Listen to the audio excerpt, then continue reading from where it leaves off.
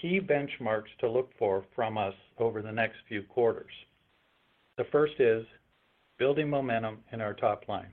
Year to date, further expansion of our revenue scale beyond the current $240 million run rate has been stalled by a slowing EUV build, reduced investments by a major U.S. semiconductor manufacturer, and the continued lack of demand for additional capacity in some of our non-traditional markets, such as silicon carbide. In order to see our structural improvements to gross margin materialize, we need the additional tailwind of revenue momentum above the $250 million run rate, which is what we had planned for in the second half of 2025 as we entered the year. The next sign of progress will be continued qualifications of our new products by the end device manufacturers. And finally, progress will continue as we provide updates that we have scaled our internal supply to sufficient levels and that our output is aligned with our customer needs and cost targets. Turning to our momentum qualifying additional proprietary components with our key customers. In Q2, we made meaningful progress across multiple fronts: qualification, commercialization, and market expansion. Most notably, we achieved a major milestone with the successful qualification of our flow control product at a key end user. This marks our first end user qualification for this product line, which serves as a strong validation of its performance in high demand production environments. We believe this success lays the foundation for broader adoption and additional end customer qualifications. We also reached an important inflection point with our valve product line. During the quarter, we secured a third customer qualification, and we're actively working toward a fourth. That said, we are intentionally pacing the fourth qualification to align with our internal capacity ramp. This ensures that we can support volume demands without compromising quality or delivery commitments. Importantly, we began shipping valves in production volumes this quarter, a key milestone in scaling commercial success and realizing the margin benefits of internal sourcing. In parallel, we are making steady technical and operational progress on two new proprietary component products, which are designed to expand our addressable markets for both flow control and valves. These next generation offerings will allow us to serve a broader range of applications and customer needs, further increasing our value across the semiconductor supply chain. As we move into the second half of the year, we remain focused on expanding manufacturing capacity and aligning production to meet our targeted product margins. For Q3 specifically, with our current visibility, our revenue guidance remains in the same range as we provided for Q2 a quarter ago. The customer demand environment has remained relatively steady since May, and our full year outlook is largely unchanged. The key differences between how we are looking at 2025 now compared to a quarter ago are, first, the Q2 revenue pull-in now indicates 2025 is likely to be a slightly front-half weighted year. While the second half customer demand environment hasn't changed materially, I would also add that the accelerations of demand leading to a stronger second quarter have now slowed a bit in advance of an expected slower quarter in December for etch and deposition. Additionally, we are marginally less confident about a few areas of potential upside materializing within this calendar year. Next, and more meaningful to our outlook, we are taking a more conservative view to our expected hiring ramp and guiding gross margin. And for the third quarter, we are providing a similar range of expectations as we did for Q2. While we remain wholly confident that our strategy will materialize in steady progress towards our longer-term gross margin targets, we need to have improved visibility toward a more meaningful and sustainable top-line sequential growth, in addition to achieving our product cost targets before we will significantly raise the bar on our expectations for gross margin expansion. While we currently expect to deliver sequential improvements to our gross margin for the fourth quarter, even on similar revenue levels, at this time we will refrain from guiding significantly stronger gross margins until we deliver the expected gross margin performance for Q3.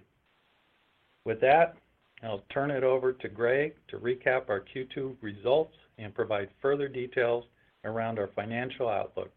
Greg? Thanks, Jeff. To begin, I would like to emphasize that the P&L metrics discussed today are non-GAAP measures. These measures exclude the impact of share-based compensation, amortization of acquired intangible assets, non-recurring charges, and discrete tax items and adjustments. There's a useful financial supplement available on the investor section of our website that summarizes our GAAP and non-GAAP financial results, as well as a summary of the balance sheet and cash flow information for the last several quarters. Second quarter revenues were $240.3 million at the upper end of guidance, up 18% year over year and 2% lower than Q1. The gross margin for the quarter was 12.5%, an increase of 10 basis points from Q1, but at the low end of expectations, largely due to hiring challenges limiting our ability to achieve the expected ramp of our machined components. With operating expenses roughly flat to Q1 at $23.8 million, operating income for Q2 was $6.1 million. Our net interest expense was aligned with our expectations at $1.6 million. However, our non-GAAP net income tax expense of $3.2 million came in well above forecast, due primarily to the acceleration of the Pillar 2 tax into Q2. For the full year, our estimated income tax is currently $5.6 million compared to the $6 million estimates as of May. Therefore, while the full year tax estimate is largely unchanged, the acceleration into Q2 impacted EPS by 7 cents. The resulting EPS for the quarter was 3 cents per share. In our GAAP results, you may note that year-to-date in 2025, we have been executing towards various strategies to consolidate and align our global operations capacity with our customers' largest global production and supply chain centers. Between Q1 and Q2, we recorded charges of $5.7 million for exit costs related to personnel, fixed assets, and facility-related costs.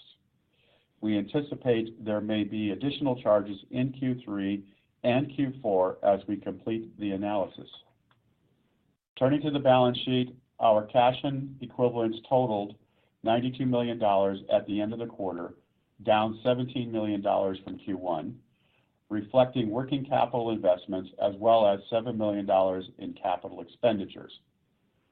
Our planned CapEx investments for 2025 are still expected to total about 4% of revenue. Our total debt at quarter end was $126 million, and our net debt coverage ratio was 1.5 times, well below any potential threshold for covenants. Now I will discuss our guidance for the third quarter of 2025. With anticipated revenues in the range of $225 to $245 million, we expect our Q3 gross margins to be between 12.5% and 13.5%.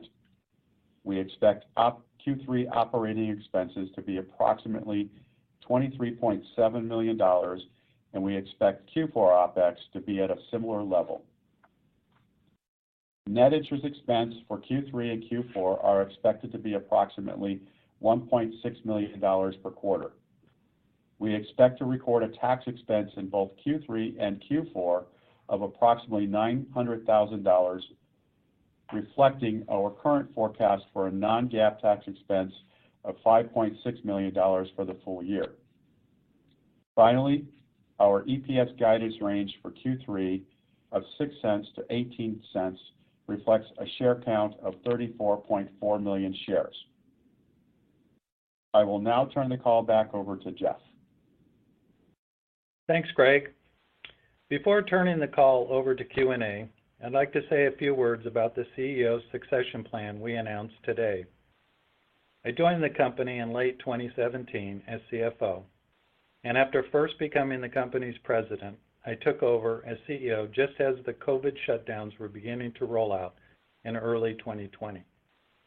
There's no question that the operational challenges of the past 5 years have been greater than at any period in recent memory, and I am immensely proud of our successes, winning multiple new product qualifications after embarking on Ichor's first ever branded product development strategy.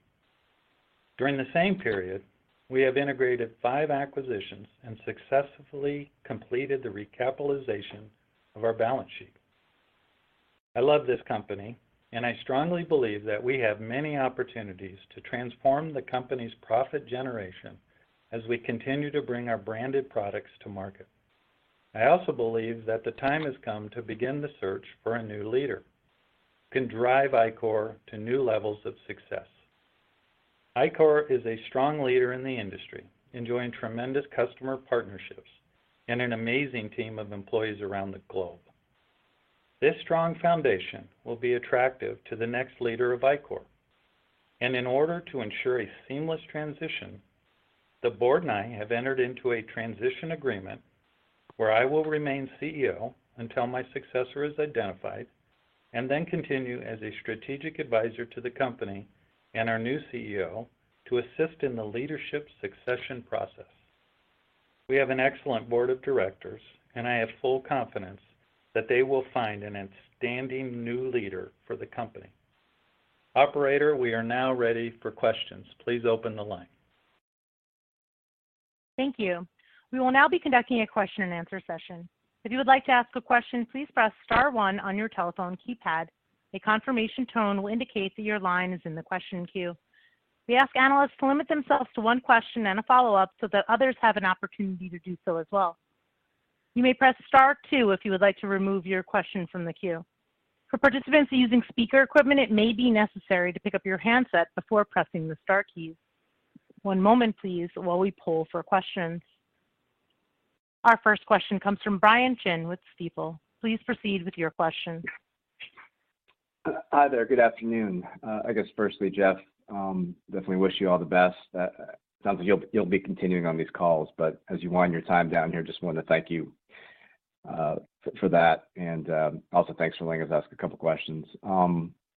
Maybe to start with gross margins, can you unpack the dynamic that occurred, kind of like mid-quarter in Q2 that took you off that trajectory, maybe that could have taken you towards the midpoint or so of the gross margin guide, but maybe kind of unpack what happened there in terms of the hiring and maybe some turnover.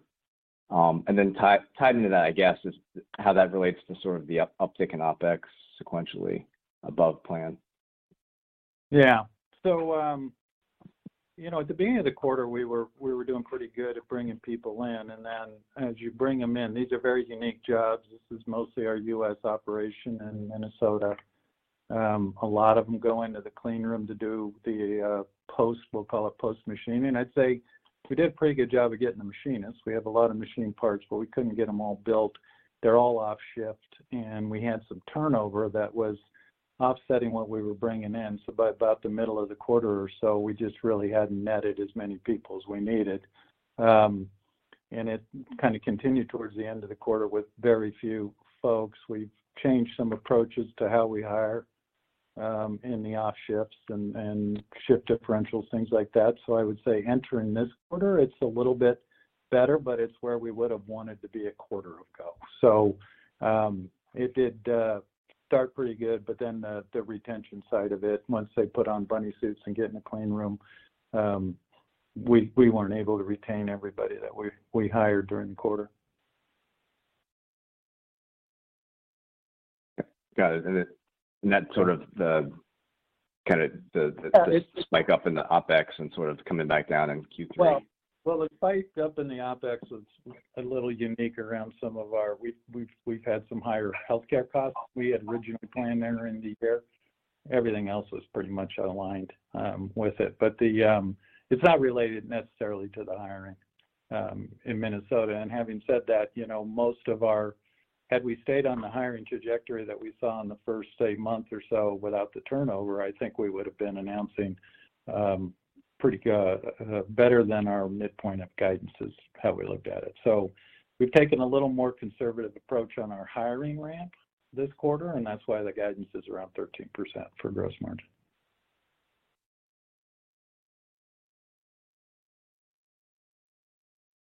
Our next question comes from Krish Sankar with TD Cowen. Please proceed with your question. Yeah, hi, thanks for taking my question. And Jeff, same here, good luck, and we're definitely going to miss you and your insights. I have two questions. One is on demand. Just kind of curious, into Q3, where are you seeing the demand coming in from? If you have that visibility, is it coming from NAND? Is it China? You know, I understand you already said that EUV is lower and probably Intel WFE is lower.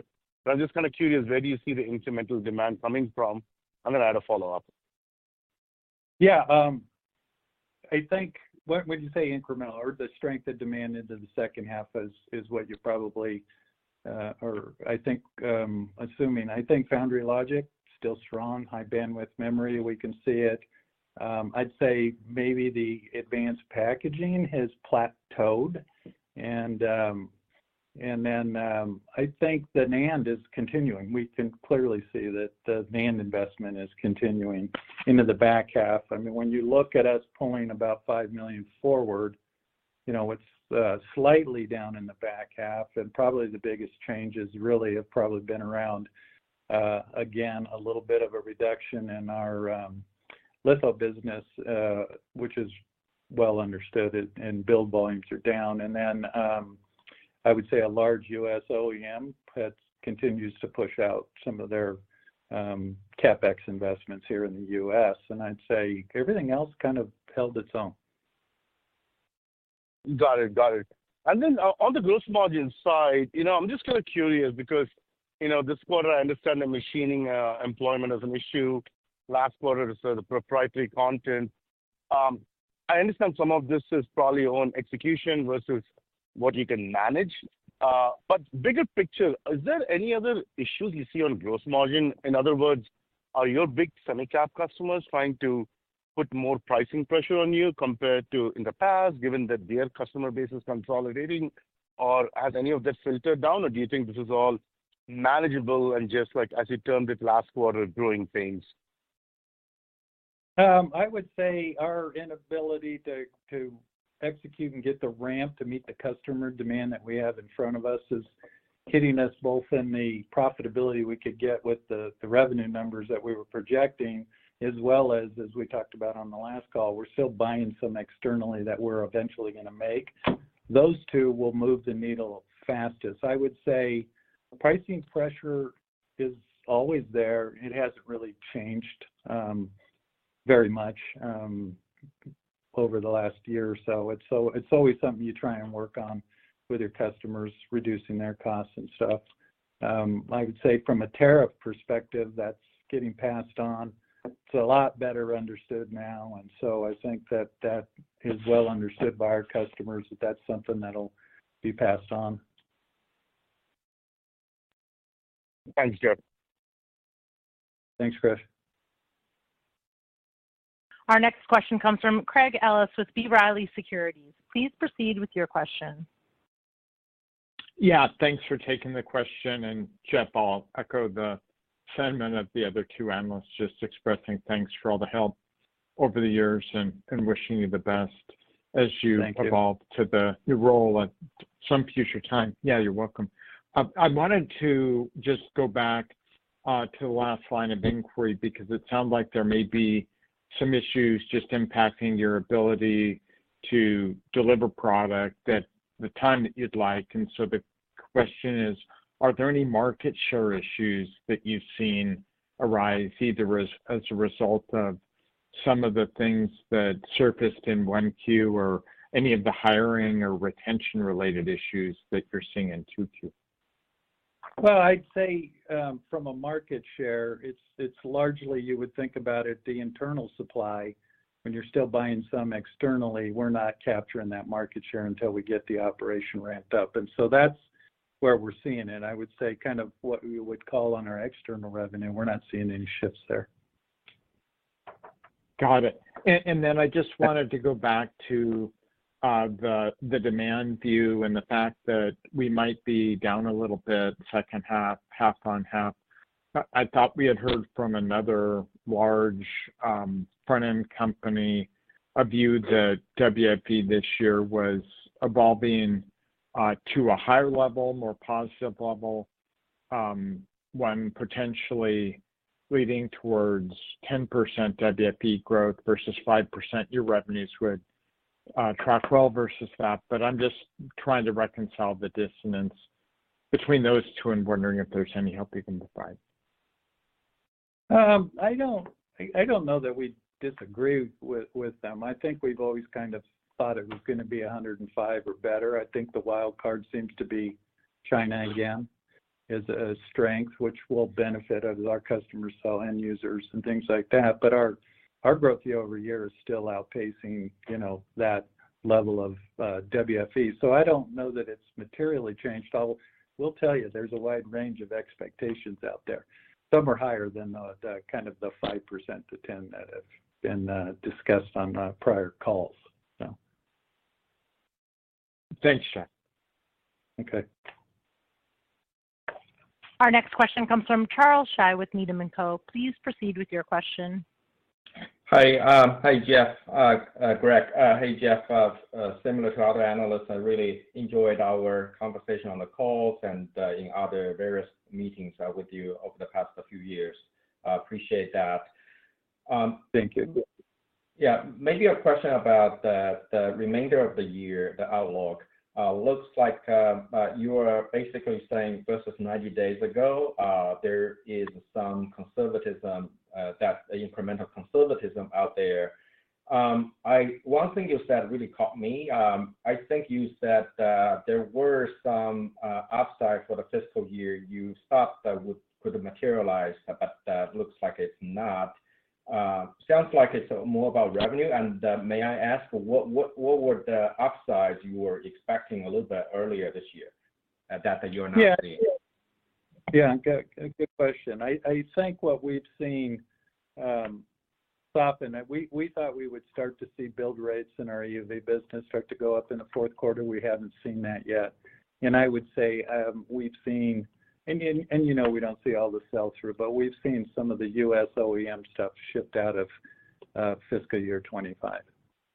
And so those are probably the two biggest catalysts to, I don't know, it's about a $5 million haircut in our outlook from a quarter ago. So versus, I don't know, 950 or 960 roll up, that's a pretty small range.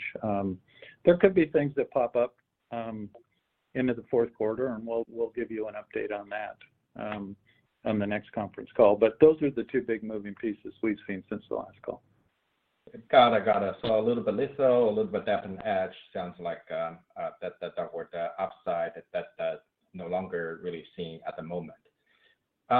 So Jeff, the other question you said you now expect the second half going to be slightly lighter than first half. I would think before Lam reported, I would agree with you, but now Lam had a huge Q3 guidance upside, and they no longer see second half being really lighter than first half. And if I look at AMAT and other customers of yours, I'm kind of scratching my head a little bit because almost no customers of yours are actually seeing second half being lighter right now.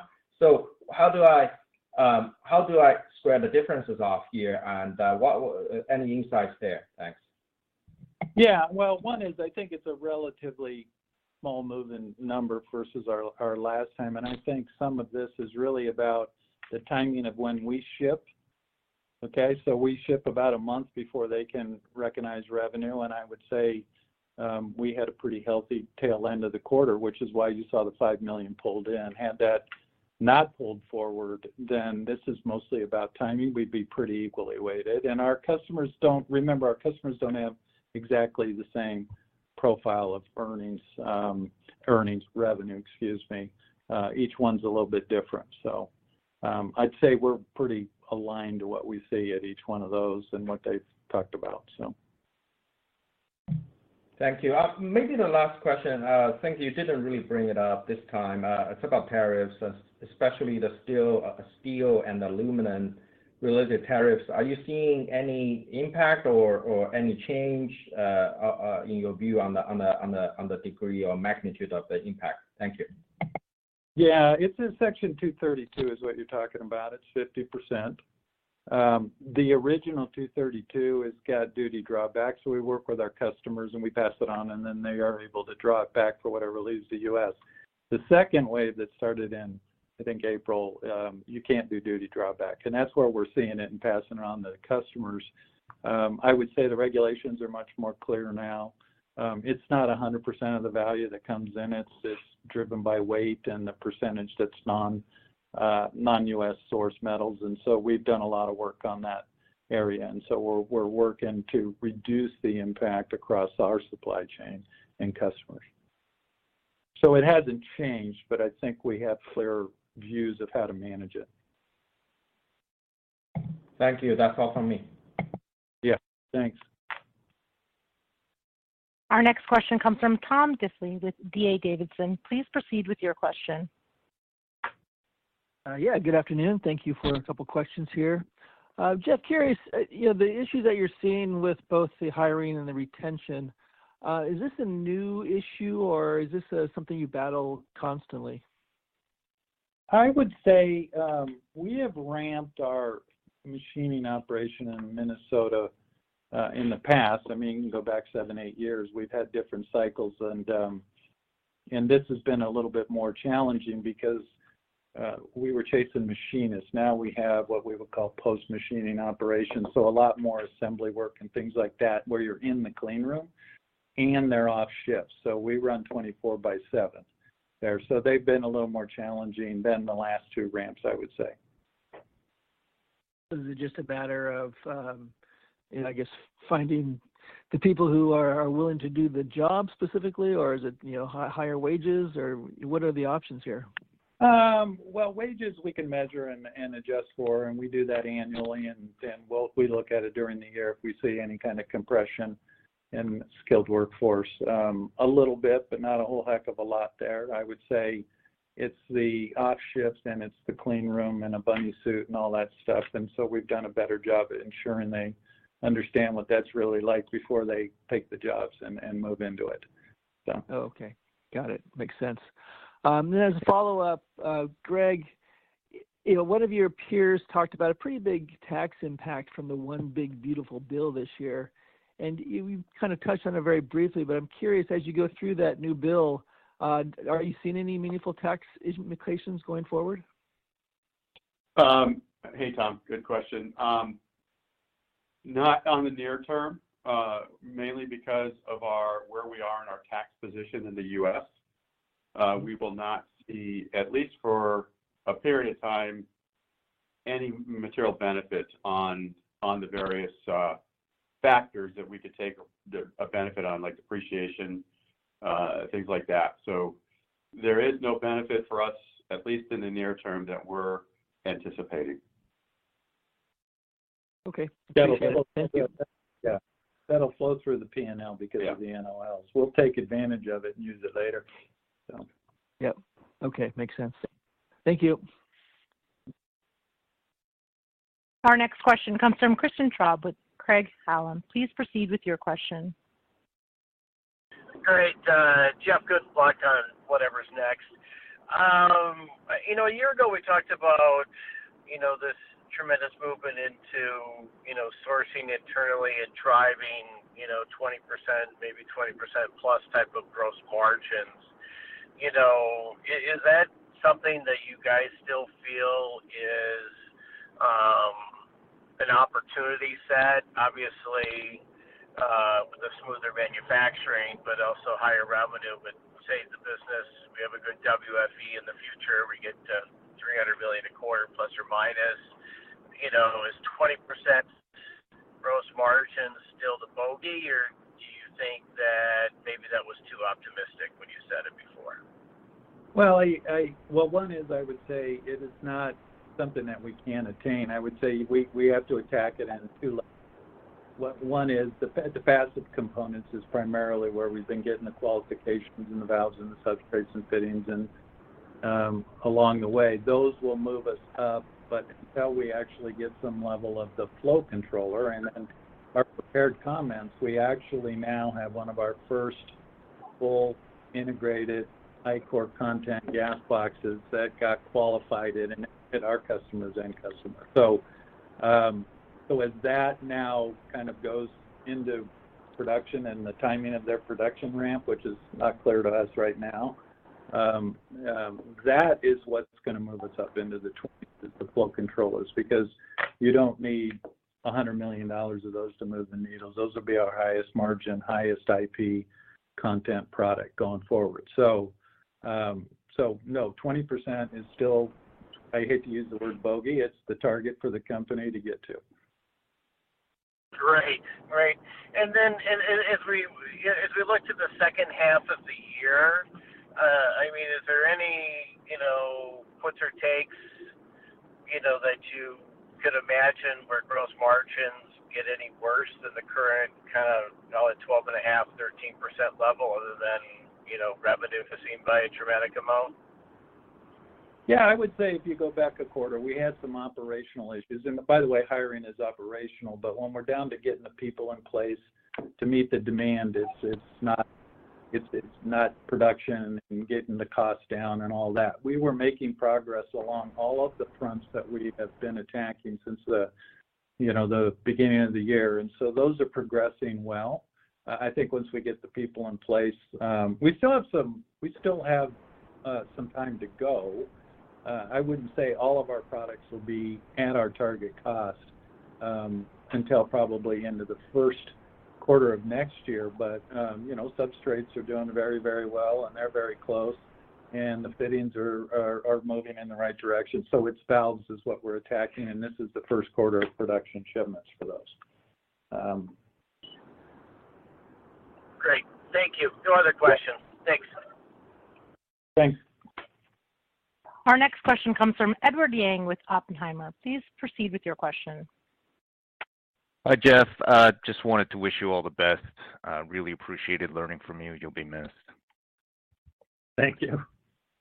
My question, you mentioned events packaging plateaued in response to an earlier question. I just wanted to unpack that a little bit more. Is that end market driven, or are you seeing market share shift between your customers? No, I think most of the biggest side of that is the advanced packaging plating tool that we do, and that has had a tremendous amount of growth. Both sides of that and the cleaning tool that we support have had great high trajectory growth for maybe the last 2 years, and I would say they're just starting to slow now as the capacity is coming online in those areas. So we don't believe that there's any kind of share shift there today. I mean, our share is not as big as it is in gas panels, that's for sure. So. Got it. And okay. It sounds like one of your public competitors also talking about increasing, their own internal content, local content. Sounds like a familiar strategy. Just wondering, as both you and this competitor become more vertically integrated, are there any cross exposure or possibility of displacement where one or the other of you two sell to each other? We sell to each other today certain areas, because if they build boxes and they got a component that's qualified for us and they buy it from us, we buy heaters from them. So that's been occurring for years and years and years between the two of us.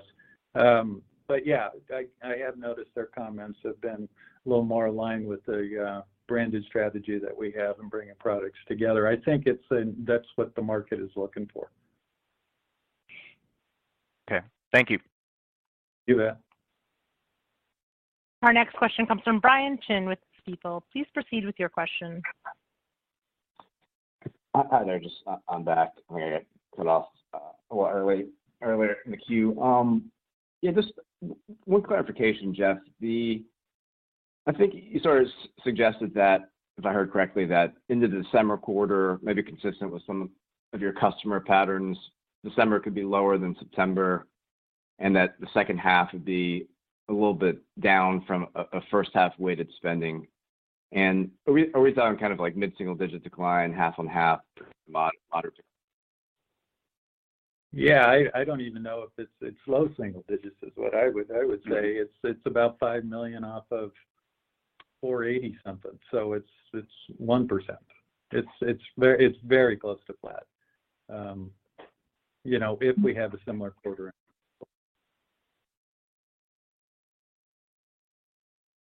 You could almost assume that it's timing. Okay, got it. I missed some of that, but it sounds like you said like a 1% decline in December quarter or something. I would say that's probably in the timing of just when our customers are building things versus us. Got it. And then I also wanted to touch on the flow control qualification. That is kind of a milestone relative to an important part of the insourcing strategy. And you said sort of customer. Can you give us a sense of that sort of like a logic or DRAM application? Well, what I would say, and I think we've not said who the customer is, but we have said that these are almost all targeted on advanced logic opportunities. Okay. Got it. Maybe just one last quick thing, because I'm back on the. Can you give us? It sounds like from listening to the other questions that some of the slots that may have pushed into out of the year in some cases, kind of tied into maybe DRAM advanced packaging, something like that. I'm not sure I follow. You're just talking about the softness at the North America IDM. I would say that's probably logic. Okay, got it. Yeah, no worries. I appreciate it. Thank you. Okay, thanks, Frank. We have reached the end of our Q&A session, and I would now like to turn the floor back over to Jeff for closing comments. I want to thank you for joining us on our call this quarter. I'd like to thank our employees, suppliers, customers, and investors for their ongoing dedication and support. Our upcoming Q3 investor conferences include Oppenheimer's virtual conference next week, followed by Needham Semiconductor Conference, Jefferies in Chicago, and finally B. Riley's Tech Conference in New York. After that, we look forward to our next quarterly update in early November for our Q3 earnings call. In the meantime, please feel free to reach out to Claire directly if you would like to follow up with us. Operator, that concludes our call. This concludes today's teleconference. You may disconnect your lines at this time. Thank you for your participation.